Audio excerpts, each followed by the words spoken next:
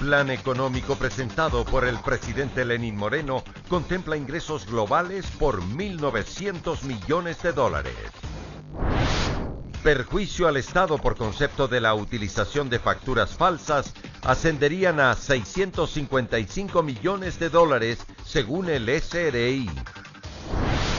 Fiscalía presume al menos 100 casos de abuso infantil en Colegio Fiscal de Guayaquil. La rectora fue separada de la institución.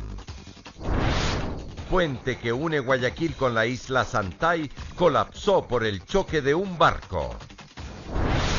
En lo internacional, ascienden a 27 los fallecidos por incendio en California. Además, enfrentamientos por conflicto político entre Cataluña y España. Amigos, muy buenas noches. Gracias por acompañarnos nuevamente en El Comercio TV con importante información. Hoy, jueves 12 de octubre, Día de la Hispanidad. María Fernanda, ¿cómo estás? Buenas noches. Así es, María Mercedes, ¿cómo estás? Muy buenas noches. Amigos televidentes, es un gusto con lo más destacado en esta jornada. Aquí iniciamos. Ingresos globales por 1.900 millones de dólares contempla el plan económico presentado por el presidente Lenín Moreno, además de incrementar los aranceles a 375 partidas por los temas explicados por el Frente Económico.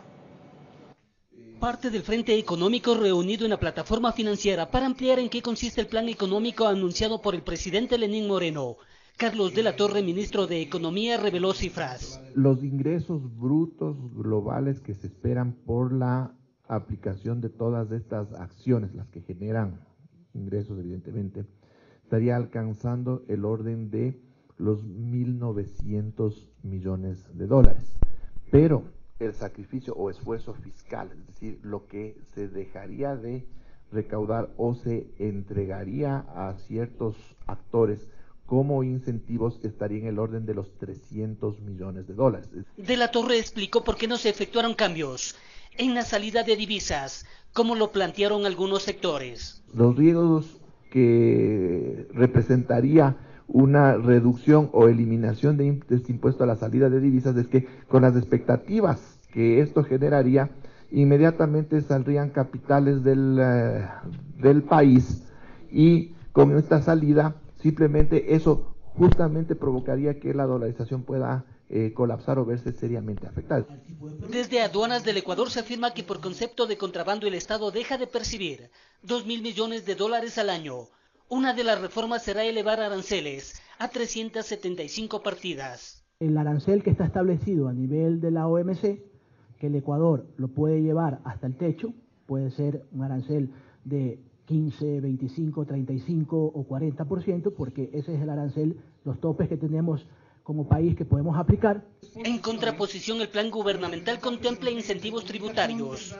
Las nuevas microempresas que se creen a partir de la vigencia de la ley tendrán una exoneración de 2 años del impuesto a la renta. Para las pequeñas, medianas y grandes empresas se va a excluir de la fórmula de cálculo en los costos y gastos los rubros relacionados con sueldos y salarios, aportes patronales a la seguridad social y los beneficios sociales de ley. Los cambios que deberán efectuarse a través de la Asamblea Nacional esperan concretarlos hasta la próxima semana.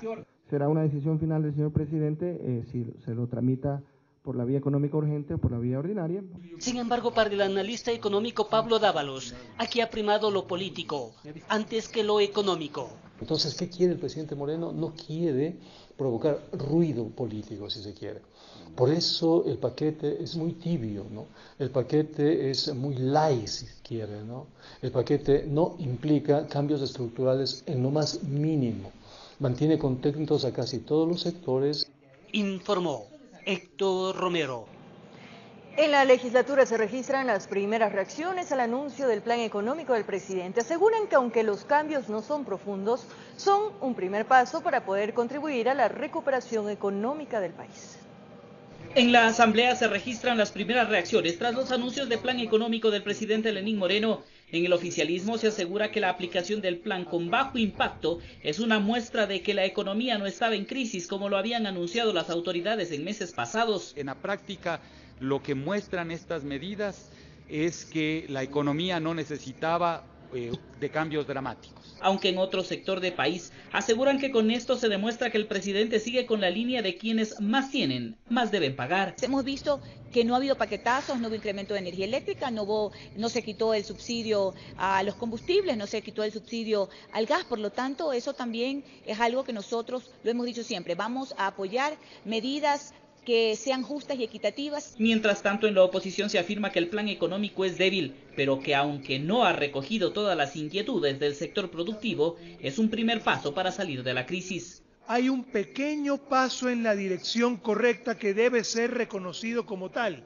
pero si puedes dar grandes pasos en la dirección correcta y no los das, también tenemos que decir que es así. Este anuncio del presidente Moreno es el primer paso en la línea de la recuperación económica. Habrá que esperar cuál es el segundo paso, porque con lo que ha hecho todavía no va a lograr recuperar ni reactivar el aparato productivo. Aseguran en sectores de oposición que apoyarán el proyecto económico urgente con las reformas económicas que aplica el presidente. Nos abre la oportunidad de mostrarle a los ecuatorianos de que habemos ciudadanos que al margen de intereses personales y políticos estamos dispuestos a apostarle a la solución de los problemas por los que atraviesan el pueblo ecuatoriano.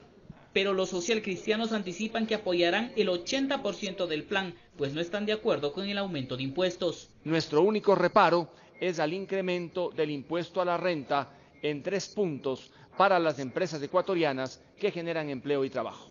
Los legisladores esperan que en los próximos días las reformas legales para aplicar este plan lleguen a la Asamblea, informó Javier Gallo. El ministro de Trabajo, Raúl Ledesma, anunció que el gobierno planea implementar nuevos mecanismos de contratación para dinamizar el sector privado. Las reformas serán vía acuerdos ministeriales. El plan de acción será presentado la próxima semana.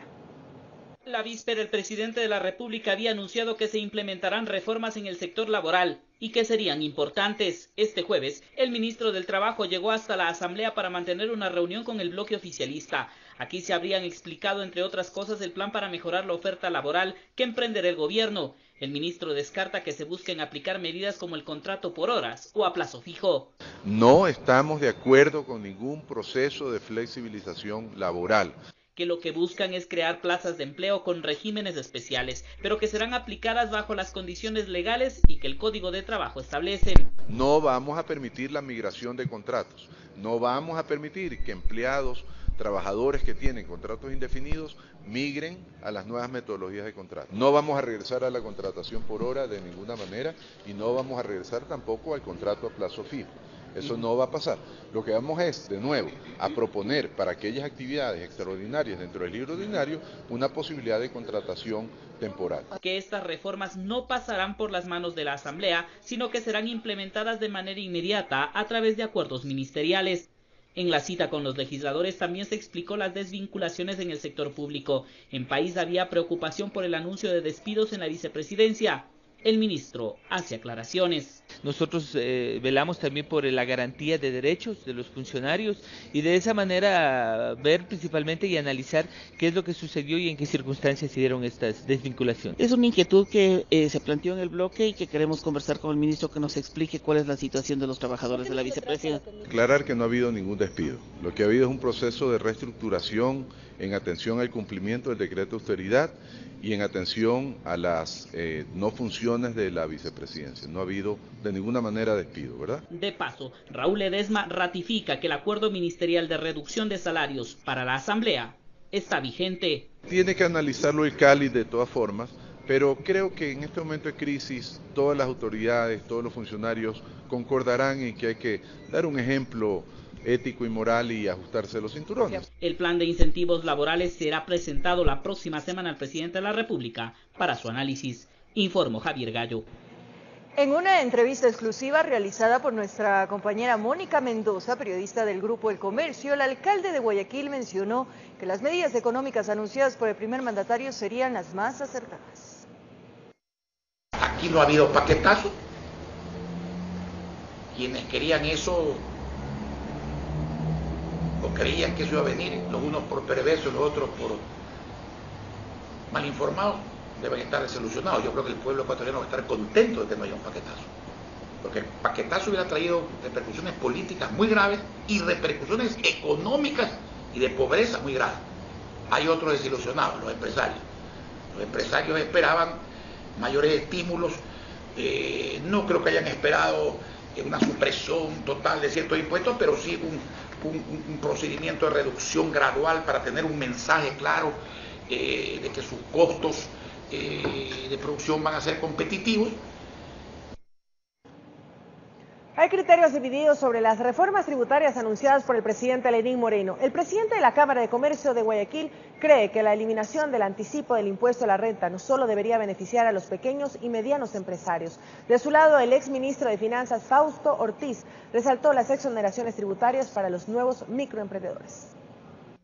Voy a enviar a la Asamblea un proyecto de ley que elimine el anticipo del impuesto a la renta a las empresas cuyas ventas anuales no alcancen los $300.000, que son más del 82% de las empresas existentes. El beneplácito por la inclusión de la ley de plusvalía en la consulta popular no duró más de una semana entre los empresarios. Pero lo que no se dijo es que las microempresas representan el 2% de las ventas totales de todas las empresas en el Ecuador. Entonces, todas las demás empresas que generan actividad económica, que generan empleo, se van a ver ahorcadas. Las exoneraciones para las microempresas que alcancen sus primeras utilidades de $11.000 y los microemprendedores nuevos en los 2 primeros años son acciones incuestionablemente favorables, según el exministro Fausto Ortiz. Para darle reactivación al sector micro y pequeño y al sector emprendedor, porque las medidas están ahí orientadas y ese sector también genera y canaliza empleo. Eso es importante, pero no es suficiente. Y pese a que el desmontaje gradual del impuesto a la salida de divisas fue parte sustancial de las demandas de los empresarios, en el discurso del presidente Lenín Moreno Garcés, durante su cadena, este tributo apareció bajo el estatus de intocable, a pesar de las expectativas. Pero eso no reactiva el comercio, eso no da señales claras para el comercio. Entonces, una de las peores cosas que se puede hacer con la gente es jugar con la confianza, jugar con la credibilidad. Yo ahí sí creo que el gobierno tiene que sensibilizarse. Le han dicho que el déficit es apenas 4.7, cuando en realidad Finanzas dice que es 6.7. Hay $2.000 millones que el gobierno no observa. Aún no hay una fecha establecida para el envío de la reforma tributaria. En la Asamblea van por la segunda semana sin sesiones, en pleno proceso judicial de Odebrecht, informó Jorge Escobar. Y según el Fondo Monetario Internacional, Ecuador ha tenido un crecimiento económico del 0.2%. Para los expertos, esto no representa un mayor avance, por lo que recomiendan realizar un programa económico integral. Según el informe Perspectivas Económicas Mundiales octubre 2017, presentada por el Fondo Monetario Internacional, la economía de Ecuador tendrá un crecimiento del 0.2% para lo que queda de este año, y para el 2018 se espera que esta tasa alcance el 0.6%.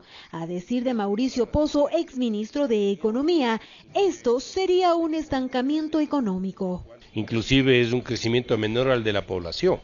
Cuando un país crece en la producción menos que la población, está decreciendo en términos per cápita. Además menciona que a pesar de que esto es una mejoría frente a la previsión de abril pasado, cuando el organismo preveía que Ecuador decrezca en el 1.6% este año y en 0.3% en el 2018. Lo que hará probablemente es que esto no empeore. Obviamente lo que tenemos que aspirar es que haya un mayor progreso y para eso requiere más empleo y más inversión. Para Vicente Albornoz, decano de la Facultad de Economía de la Universidad de las Américas, el informe sería solo una proyección que se acerca a los datos del Banco Central, que informó que la economía creció en 2.6% y 3.3% en los 2 primeros trimestres del año, respectivamente. La respuesta es que esperan que haya una caída de la economía en la segunda mitad del año, sobre todo en el último trimestre. Lo mismo le pasa al Fondo Monetario. Por lo que mencionó el economista Albornoz que es casi inevitable caer en una crisis económica. Y que el golpe va a implicar desempleo y pobreza, me parece a mí que es inevitable. Hay un montón de estrategias para tratar de que el golpe sea corto y no tan doloroso, pero no hay cómo evitar el golpe. Mientras tanto, para Mauricio Pozo, esta tasa de estancamiento ha causado que haya desempleo y que el subempleo crezca. Y esto obviamente va a demandar montos de inversión importantes para poderse revertir. A decir de los expertos, el país requeriría de un programa económico integral. Requiere un mejor ambiente internacional para que pueda venir inversión extranjera. Hay que deshacer todo lo que se hizo mal en el pasado. Hay que hacer una reforma laboral, una reforma tributaria, una reforma societaria. El mayor crecimiento en la región lo tendrían Bolivia con el 4.2%, Paraguay con 3.9% y Uruguay con el 3.5%, mientras que en cifras negativas estaría Venezuela con el menos 12%, informó Patricia Aldaz. 655 millones de dólares sería el perjuicio al Estado ecuatoriano por concepto de la utilización de facturas falsas. El Servicio de Rentas Internas inició acciones legales en contra de los defraudadores. El Servicio de Rentas Internas de SRI ha detectado que del 2010 al 2016 existen 2.100 millones de dólares en facturas falsas, generando perjuicio al erario nacional. Y el perjuicio estimado de capital del impuesto, es decir, sin incluir intereses, multas y recargos, es de 655 millones de dólares entre el impuesto a la renta y el impuesto al valor agregado. Aparte hay un perjuicio de aproximadamente 300 millones de dólares también por las utilidades no repartidas a los trabajadores. En las facturas falsas estarían inmersos alrededor de 16.000 contribuyentes. Luego de una depuración, se determinó que 502 empresas son fantasmas. ¿Qué se está haciendo para tratar de recuperar esto? Bueno, procesos de control y múltiples denuncias penales. El día de hoy estamos realizando también un paquete importante de denuncias penales en todo el país y hasta finalizar el mes de octubre completaremos en lo que va del año alrededor de 200 denuncias penales. Producto de esto se ha logrado recuperar 360 millones de dólares, es decir, casi la mitad del perjuicio. Desde el SRI se advierte las sanciones que se podrían aplicar en contra de quienes están inmersos en este tipo de delito. Las denuncias penales, aparte de los temas administrativos. Bueno, la sanción puede ser la prisión porque la defraudación es un delito sancionado con pena privativa de libertad. Por otros conceptos, la entidad de control tributario desde el año anterior ha recuperado 83 millones de dólares hasta fin de año. Espera llegar a 100 millones. Por tramas de Panama Papers y de otros estudios jurídicos y otras empresas similares a las de Mossack Fonseca. Informó Héctor Romero. Atención, el dirigente amazónico Jaime Vargas fue posesionado oficialmente como el nuevo presidente de la Confederación de Nacionalidades Indígenas durante el evento desarrollado en la Ágora de la Casa de la Cultura Ecuatoriana. Vargas ratificó su apoyo a la consulta popular, pero hizo algunos condicionamientos. El nuevo Consejo de Gobierno de la CONAIE, presidido por Jaime Vargas. Así, y en medio de una ceremonia espiritual, la Confederación de Nacionalidades Indígenas del Ecuador, CONAIE, realizó oficialmente el cambio de mando de la organización que dirigirá los próximos 3 años.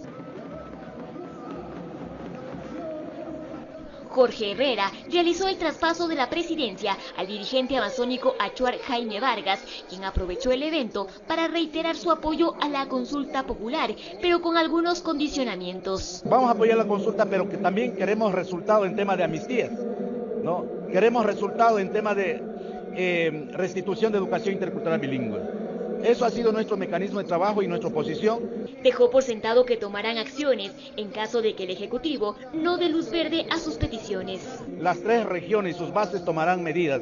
No va a tomar decisión el presidente de la CONAIE, sino las bases tendremos que consultar, continuamos o no. Durante la ceremonia, los líderes indígenas ratificaron que el trabajo de la CONAIE continuará encaminada en defender los territorios a nivel nacional. Estamos aquí para decir al gobierno nacional y a lo más extractivismo, estamos en resistencia y no vamos a permitir que ingresen a nuestros territorios, que sigan invadiendo nuestros territorios, que sigan contaminando nuestras aguas, compañeros y compañeras. La CONAIE congrega a 13 nacionalidades y 15 pueblos indígenas. En Quito informó Adriana Rojas. Con 39 años de experiencia en el manejo de aerolíneas, Ignacio Vallejo fue presentado oficialmente como el nuevo presidente del directorio de TAME. Vallejo adelantó que frente a la difícil situación que atraviesa la compañía, tomarán duras decisiones para repotenciarla.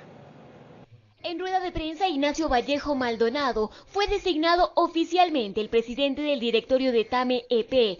El nuevo funcionario señaló que trabajará en consolidar los destinos nacionales para así atraer divisas al país. Sería un estúpido si dijera que voy a arreglar yo TAME solo. Estoy creando un equipo.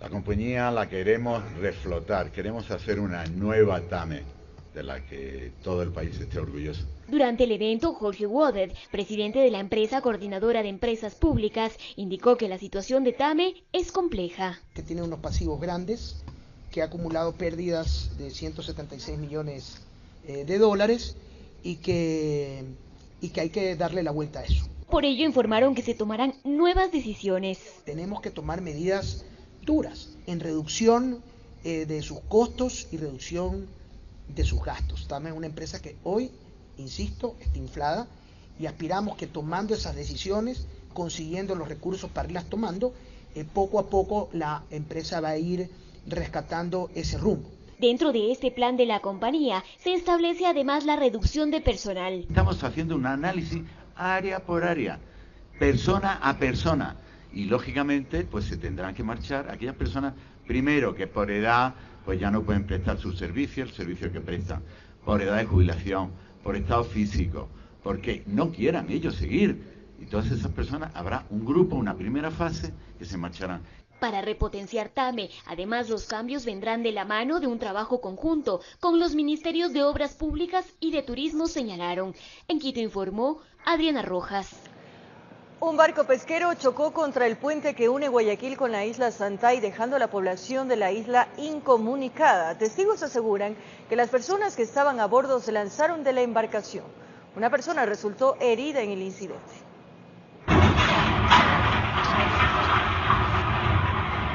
Ante la mirada atónita de decenas de personas, entre habitantes y turistas, un barco pesquero chocó contra el puente que conecta la ciudad de Guayaquil con la isla Santay.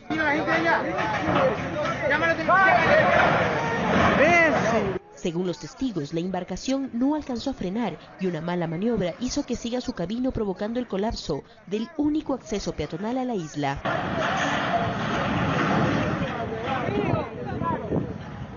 Además, aseguran que una persona resultó herida tras lanzarse del pesquero antes del impacto. ¿Y por qué se lanza el agua? Personal del Cuerpo de Bomberos, Secretaría de Gestión de Riesgos, Fuerzas Armadas y Policía Nacional trabajaron en el lugar para evacuar a la población y ponerla a buen recaudo. Lo más importante ahorita es rescatar las 7 personas que están entre el puente basculante y la parte que se cayó. Entonces con los bomberos y el ECO 911 hemos llevado un procedimiento en que va a venir el helicóptero con la gente que va a bajar, lo va a trasladar permanentemente en un barco y de ahí los traeremos. El puente fue inaugurado en el 2014, tiene una extensión de 860 metros de longitud y tuvo una inversión de 15 millones de dólares. Con la realización de Rafael Hermida, informó Andrea Valareso.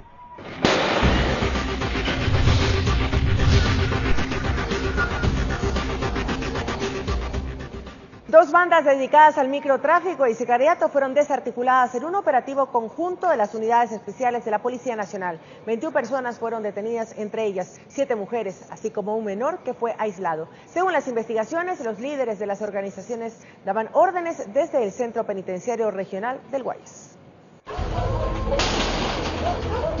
Decenas de allanamientos en Guayaquil y Vinces desembocaron en la captura de 21 personas.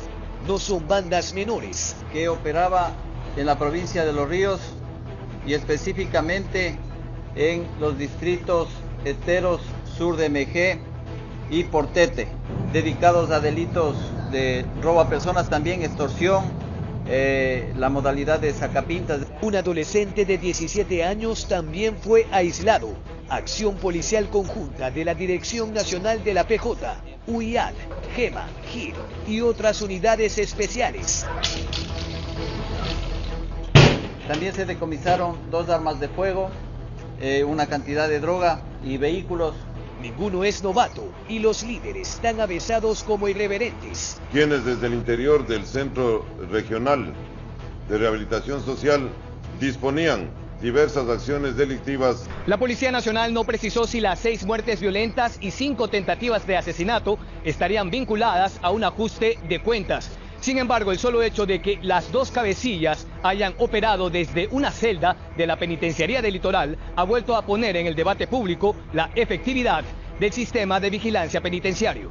Siempre existen filtraciones a la seguridad, ingresan teléfonos celulares. Cuando van las visitas ya casi es imposible controlar porque salen ya con disposiciones expresas de lo que tienen que hacer en esos territorios. ¿La vigilancia penitenciaria es frágil?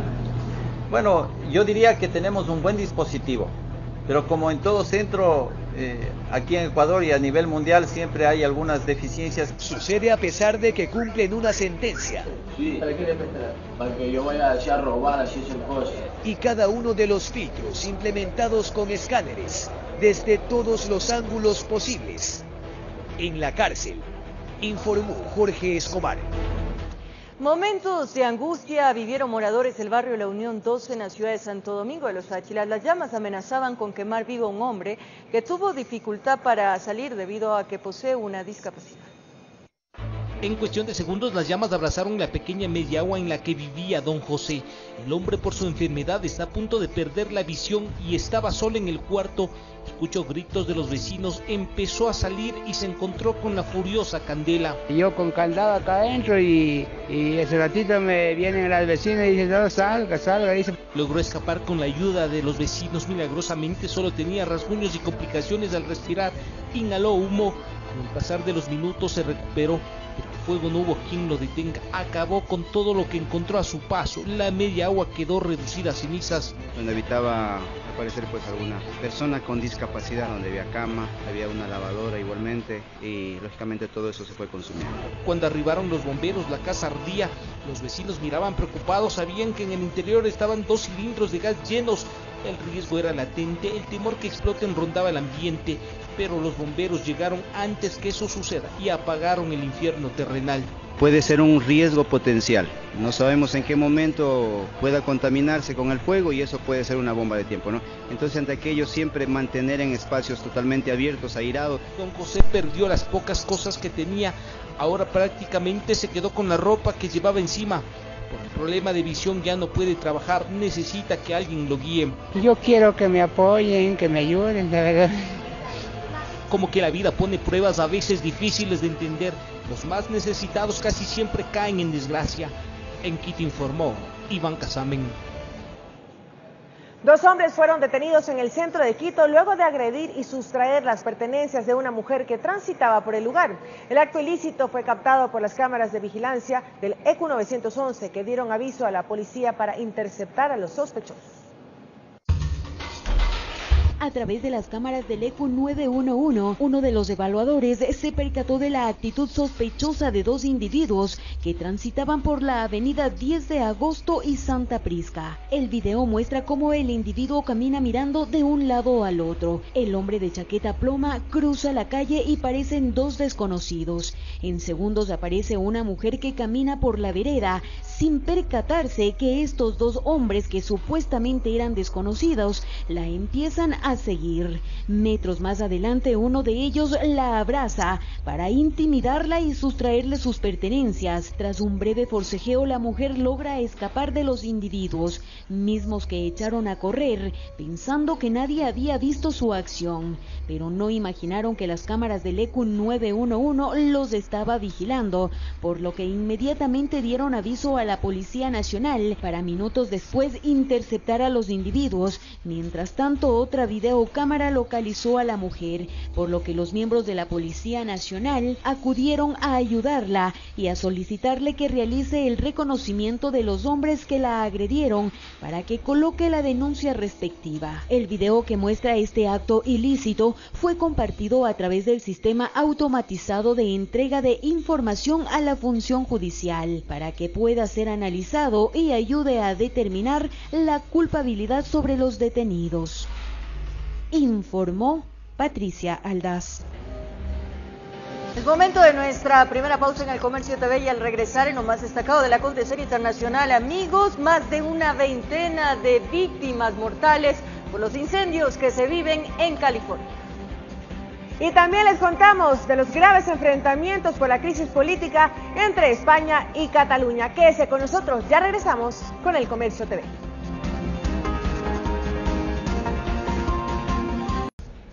Ahora les contamos que el director de la Federación Ecuatoriana de Fútbol confirmó que 5 seleccionados serán suspendidos por un tiempo indefinido y no volverían a ser convocados a la tricolor, debido a que los jugadores habían salido de la casa de la selección para irse de fiesta durante la concentración previa al cotejo ante Argentina por la última fecha de las eliminatorias de Rusia 2018.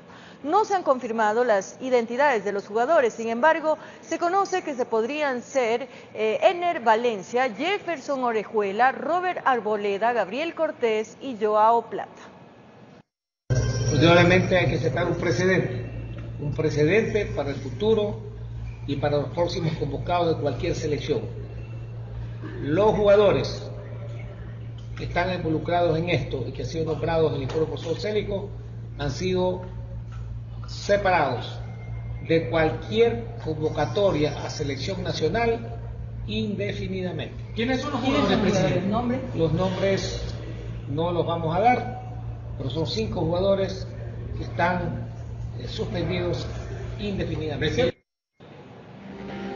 Nos vamos a una nueva pausa publicitaria, pero al regresar, expertos mencionan que la violencia física no es parte de un castigo a un infante. Ya les contamos.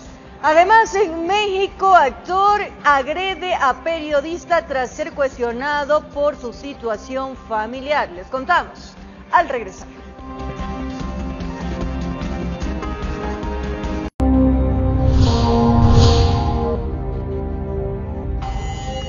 Como lo anunciamos, ¿cuáles son los límites para castigar a un niño, niña o adolescente? ¿Y cómo enseñarles a reconocer cuando alguien está violentando sus derechos? Expertos en el tema nos van a detallar la información en el siguiente reportaje.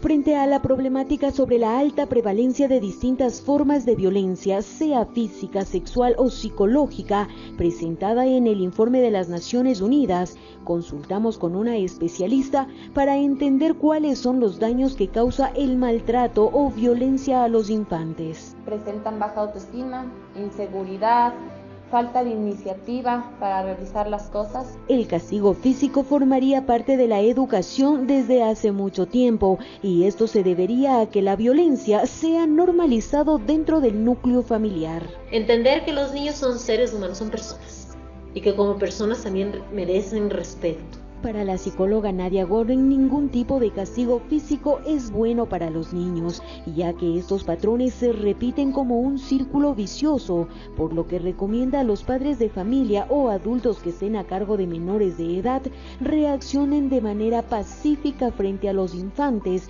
A la final, el castigo físico, golpes o cachetadas, diferentes tipos de castigo físico con los niños, perjudican más el desarrollo del niño que en sí los beneficios que esto pueda traer. Y la mejor forma desde mi perspectiva de corregir esa conducta es en base a castigos que sean realmente educativos. De esta manera, a medida que los niños vayan creciendo, irán comprendiendo que nadie puede violentarlos y en caso de que esto suceda, los menores tendrán la confianza necesaria para contarles a sus padres algún hecho fuera de lo normal. El niño cree que si es que a él le pegan, no es por corregir una cosa que yo me equivoqué, sino más bien me están pegando porque mi papi o mi mami se enojaron. Entonces ahí está el error, en que el niño piensa que cuando mi papá y mi mamá se enojan, me pegan. Entonces después el niño piensa que si es que yo me enojo, yo pego. Rescatar los valores dentro de la familia, tener mayor comunicación con los niños y aprender a conocer a sus hijos son algunas de las recomendaciones que realizan los expertos a los padres. Eso es la base de que en una familia funcione el contacto entre ellos, de poder decir, papi, me está pasando esto, y sentir el apoyo. Para el gobierno nacional, menciona que se debería crear políticas de Estado que protejan y velen por el bienestar de los menores. Tiene que haber un sistema claro de protección de derechos. Si pasa esto con un niño, hay que actuar de esa forma. De tal manera que la ruta permita que realmente se garanticen los derechos. Recuerde que con un solo golpe que un adulto le proporcione a un niño ya está violentando los derechos del infante. Si usted quiere corregir un acto de rebeldía del pequeño, tiene que buscar cuál es el mejor método para educar a su hijo. Así los niños sabrán que nadie puede sobrepasar los límites. Informó Patricia Aldaz.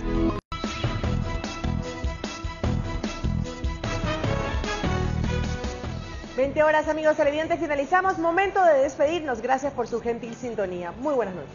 Muy buenas noches, María Mercedes, amigos televidentes, siempre conectados en elcomercio.com y tvc.com.es. Un abrazo grande.